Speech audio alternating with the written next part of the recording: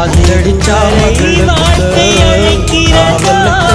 அதுவரை நான் சடிச்சா சூரியன கைது செய்ய